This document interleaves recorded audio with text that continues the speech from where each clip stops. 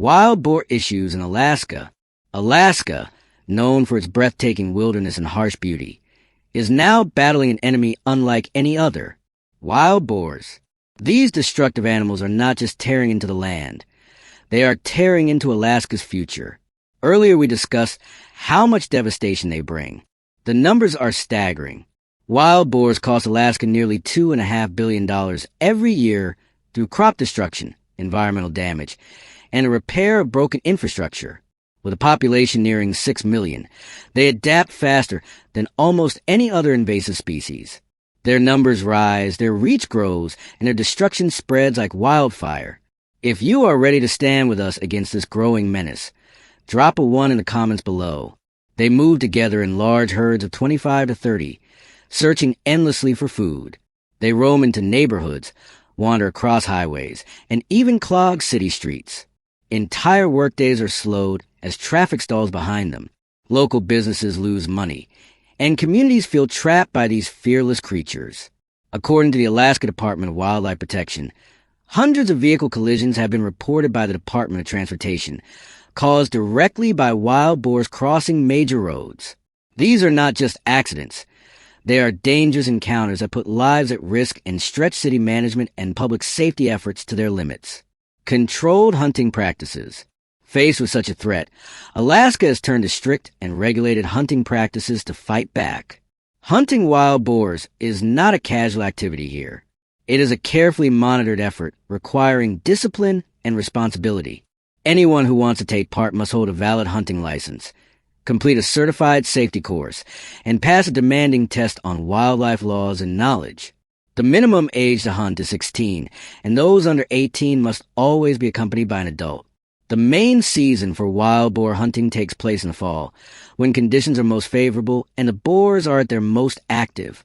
Each hunter is allowed to harvest a limited number of animals per day, usually between 5 and 10, to ensure control without reckless overhunting. Most hunts are staged in Alaska's forests and open grasslands, far from residential areas, to prevent disruption of everyday life. But the terrain is challenging, filled with obstacles that test both skill and patience. Success in these hunts requires more than a gun. It demands endurance, focus, and strategy. Yet, even with regulations, the risks remain high. In recent years, more than 50 wild boar attacks on hunters have been reported in Alaska alone. These encounters highlight just how aggressive and dangerous these animals can be when cornered. Use of hunting dogs. To increase both safety and efficiency, Alaskan hunters have turned to one of the oldest allies known to humankind: dogs. Hunting dogs are trained to track, corner, and drive wild boars toward hunters, reducing the danger of direct confrontation. Regulations allow hunters to use 3 to 5 dogs per hunt, enough to form a coordinated team capable of keeping the situation under control. The impact of this method is significant. Hunting dogs not only make the process more efficient, but they also reduce the risk of human injury. By driving boars into position, they allow hunters to strike from a safer distance. Thanks to this approach, wild boar attacks on hunters have dropped by nearly 40%. Time is saved, energy is conserved, and the success rate of each hunt is greatly improved. Do you think hunting dogs are the best tool for managing this problem? If yes, drop a 2 in the comments. If not, leave a 3. Use of AR-15 rifles. Another tool authorized by the Alaskan government is the AR-15 rifle. Known for its precision, reliability, and power, it has become a crucial part of population control efforts. The results are already visible. In Alaska's urban areas, the wild boar population has been cut down from 1,000 to around 600. That may not sound like much compared to the million statewide, but in city environments the difference is massive. This reduction has led to a 30% decrease in urban damages compared to the national average. For local residents and businesses, this progress means safer streets and fewer financial losses. Hunting dogs' special abilities. Hunting dogs bring more than just courage and loyalty. They are trained with specialized skills that make them indispensable in the harsh Alaskan landscape. Many breeds are natural swimmers and are taught to track and control wild boars across streams, rivers, and marshlands. They learn how to balance, maneuver, and even pursue prey through water without losing focus. Greyhounds, capable of reaching speeds of 45 miles per hour, hold a massive advantage over boars, which can only sprint up to 30. This speed difference gives hunters the upper hand, as their canine companions can close the distance quickly, keeping prey under control. Reporting requirements. But the job does not end with the hunt. Every hunter in Alaska has a responsibility to report their results in detail to state authorities. These reports must include the number of boars harvested, the exact location of the hunt, and any challenges faced. These records are vital. They allow officials to track patterns, measure progress, and adjust management plans accordingly. Without accurate reporting, the battle against this invasive species would lack direction and oversight. Public education programs. Beyond hunting, Alaska has invested heavily in public education. Awareness is key in any fight, and residents play a major role. Through workshops, campaigns, and community programs, people are taught how to recognize wild boar activity, protect their land, and report sightings before damage escalates. Informational materials and media broadcasts emphasize not just the economic dangers, but also the safety risks these animals pose. By empowering everyday citizens with knowledge, Alaska strengthens its collective defense against the spread of wild boars. Conclusion on wild boar management. In the end, Alaska's fight against wild boars is a fight for balance. Regulations control hunts. The strategic use of hunting dogs, modern weaponry, and widespread education all combine to push back against this relentless invader. It is a battle that requires cooperation, discipline, and constant vigilance. The question remains, are there better ways to protect our land from invasive species like this? We would love to hear your ideas in the comments. Don't forget to like, share, and subscribe to support us in future videos. And most importantly, spread this message with your friends so that together we can face this growing threat. Crocodile adaptability. Crocodiles are some of the oldest survivors on our planet. They have lived for nearly 200 million years, long before humans, and long before many of the animals we know today. Over time, they have adapted to thrive in rivers, lakes, swamps, and marshes. Their muscular bodies, sharp instincts, and stealthy hunting techniques make them dominant predators in freshwater ecosystems. Their ability to endure changing climates and landscapes is a testament to their adaptability, and their long survival tells us not only about their strength, but also about the health of the environments they inhabit. When crocodiles thrive, it is often a sign that the ecosystem around them is strong and stable. Let's take a deeper look into how these ancient creatures continue to adapt in our modern world. And don't forget to subscribe to stay updated with more fascinating stories. Crocodile intrusions.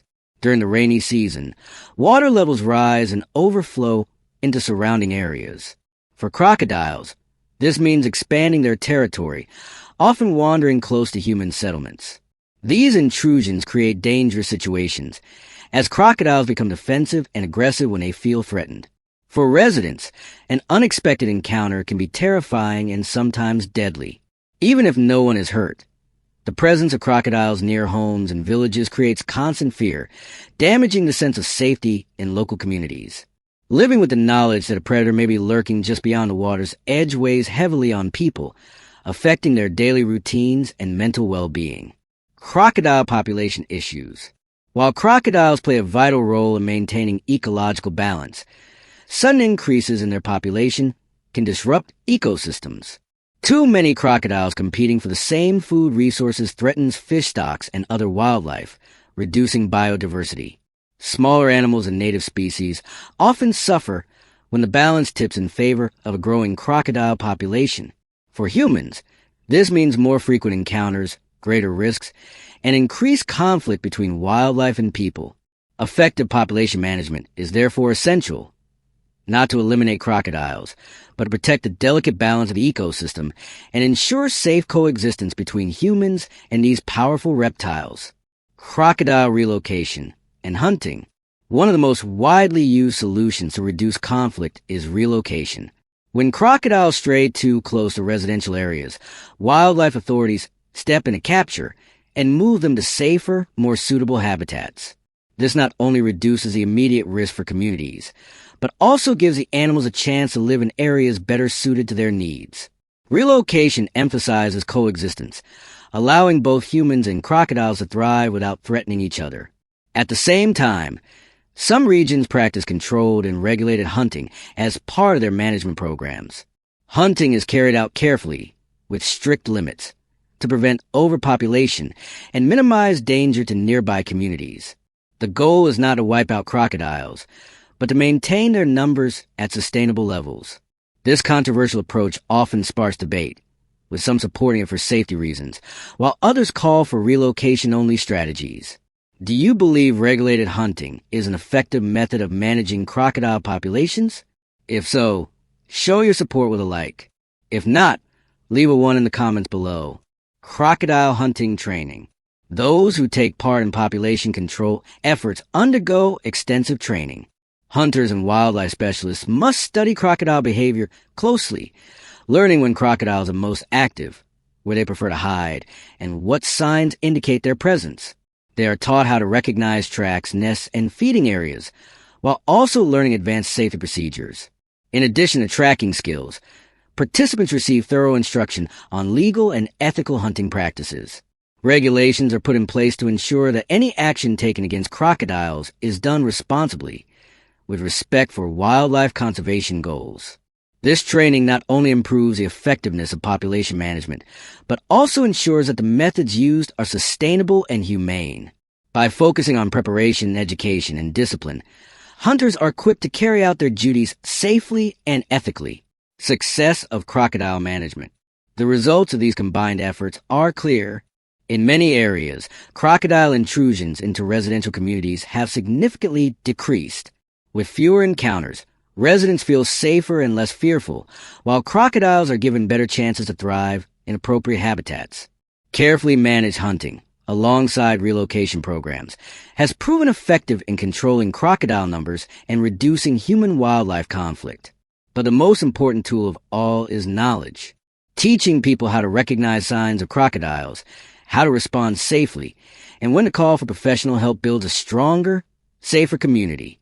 By combining science, management, and education, humans and crocodiles can coexist in ways that benefit both. Collaboration between local residents, wildlife organizations, and government authorities creates a sustainable model where ecosystems remain balanced and biodiversity is preserved. Thank you for watching. If you enjoyed learning about crocodiles and their adaptability, don't forget to like, comment, and subscribe for more updates. And share this video with your friends so we can spread awareness about these incredible survivors of the natural world. Mountain lion population. Hello everyone. Across the United States, it's estimated that around 2,000 to 2,500 mountain lions roam the wild, with most found in states such as Arizona, Colorado, and California. These powerful predators are admired for their strength and stealth, yet their growing presence near human settlements is stirring concern across the country, as their territories overlap with ours. Communities are asking the same question: what exact problems are these big cats creating, and how can we respond? Drop a 1 in the comments if you're ready to explore these challenges with us. Mountain lion attacks on livestock. One of the biggest conflicts between humans and mountain lions centers on livestock.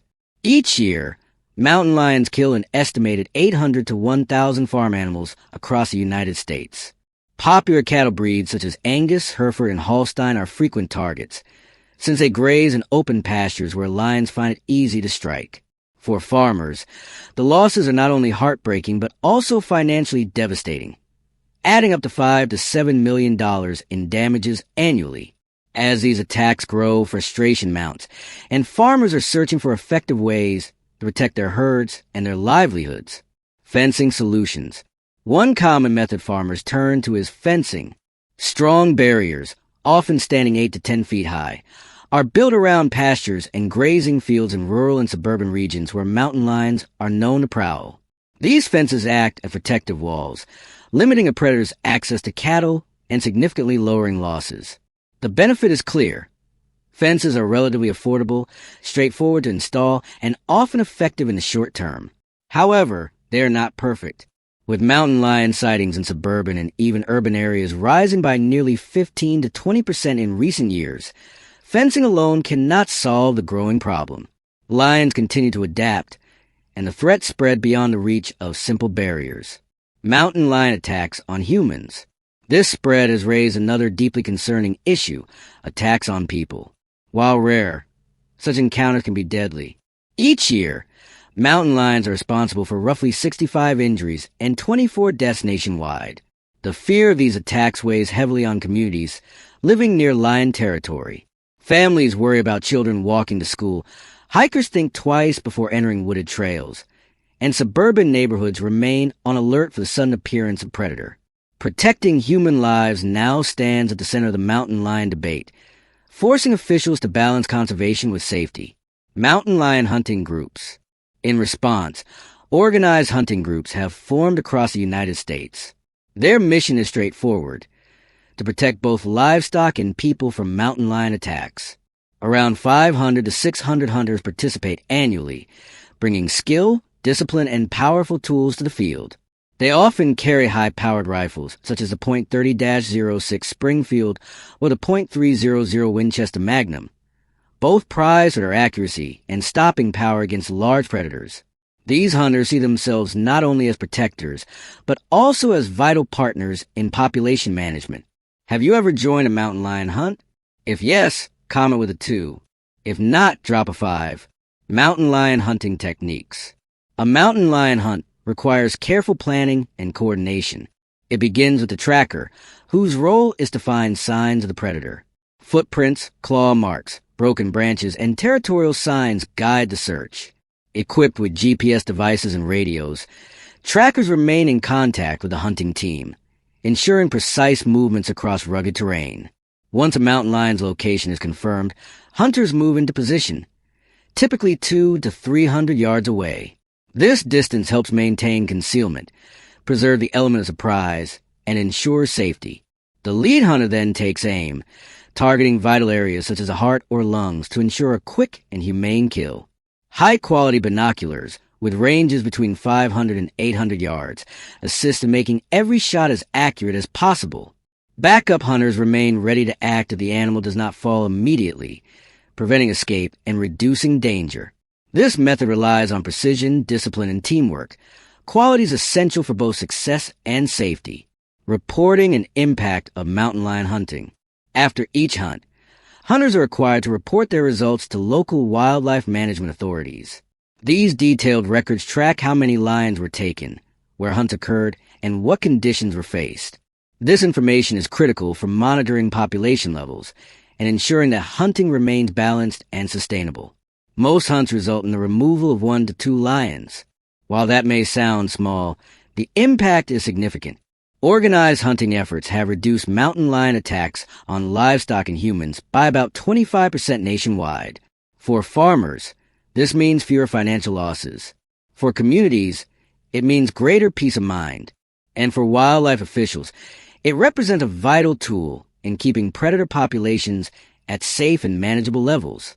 Conclusion: mountain lions are symbols of strength and wilderness, but their growing presence near human life poses challenges that cannot be ignored.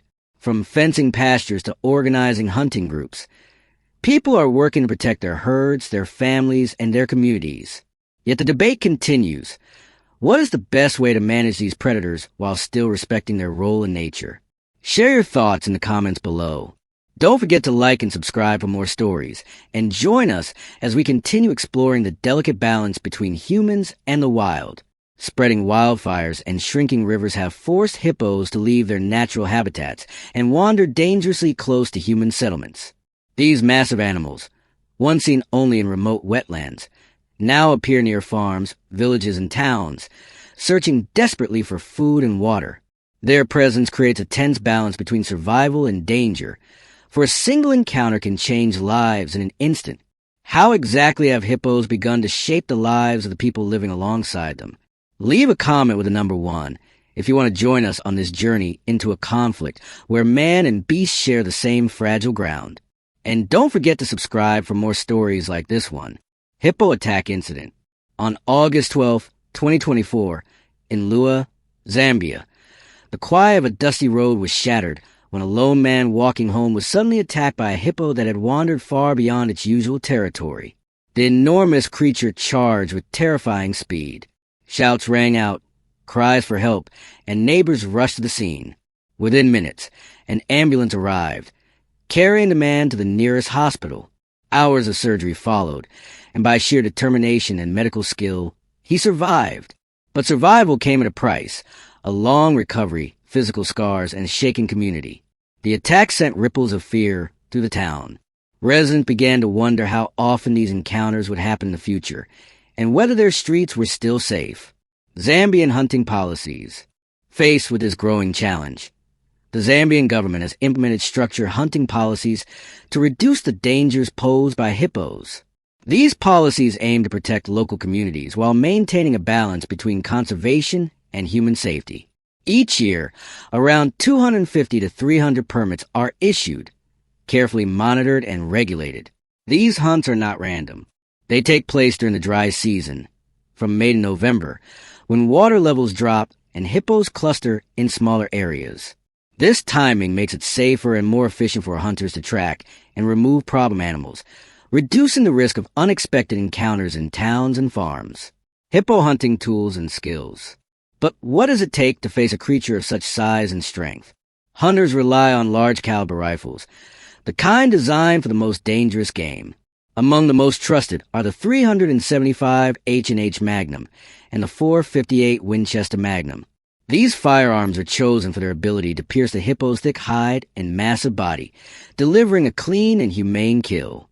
It is not only about stopping power, but about responsibility. For a poorly placed shot risks not only the hunter's life, but the lives of others nearby. Tell us, do you support hunting hippos with firearms? If yes, comment with the number 2. If no, type 5. Alternative hunting methods. Although firearms dominate the practice, alternative hunting methods exist. A few skilled hunters turn to bows, powerful tools requiring immense strength and precision. With a draw weight of at least 80 pounds and arrows tipped with razor-sharp broadheads, the bow offers a quieter, more traditional challenge. Yet this method demands extreme expertise and is often reserved for those with years of big game experience.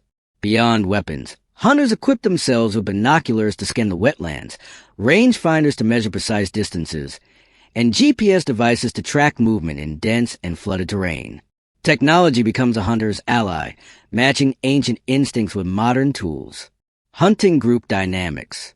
Hunting hippos is never a task for one person alone. In Zambia, hunts usually involve groups of 3 to 5 individuals, each with a role to play. Some act as spotters, scanning the horizon for the slightest ripple in the water. Others carry the heavy rifles, steadying their aim for the critical moment. Still others track movement or provide cover.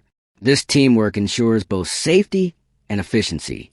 When a hippo is finally sighted, the hunters move carefully, assessing its distance, size, and behavior. They close in to within 30 to 50 yards, a range close enough for accuracy, yet distant enough to avoid a sudden charge. Patience is essential. If the hippo submerges, they must wait, motionless, until it rises for air. Every decision must be precise, every shot deliberate. The target is always the vital organs, heart or lungs, to ensure a swift and humane end. Reporting hippo hunts. When the hunt concludes, the responsibility does not end. Within 24 hours, hunters must report their kill to the nearest wildlife authority. The report includes the exact location, the number of hippos taken, and details of the animal's condition. These records are vital, not only to ensure legality, but to give conservationists the data needed to track populations and measure the effectiveness of policies. Each report becomes a piece of a larger puzzle, shaping how Zambia manages one of its most formidable animals. Cost of hippo hunting permits. The privilege of hunting hippos comes at a significant cost.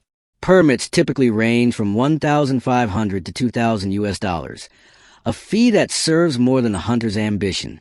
These funds support conservation programs, fund wildlife management, and aid in protecting the delicate balance between people and nature. For some, it is a fair exchange, financial resources fueling protection efforts while addressing community safety. For others, it sparks debate. Should animals be hunted at all, even when they pose risks to human lives? What do you think of this approach? Share your thoughts in the comments below. And if you enjoyed this journey into one of the most complex struggles between humans and wildlife, don't forget to like this video and subscribe for more. Reload. Aim steady. That's the shot.